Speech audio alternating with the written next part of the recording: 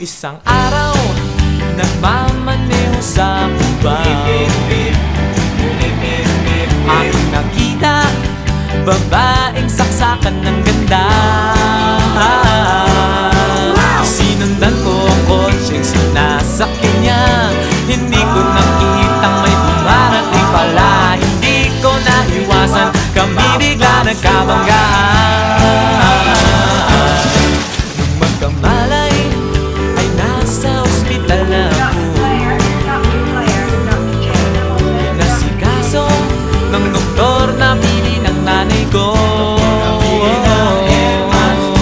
Biglang-bigla na lang ang nurse nandyan na, at para kong nakitang anghel sa ganda. Kahit nagdidiliro, itong nasabi ko sa kanya. Ale, nasa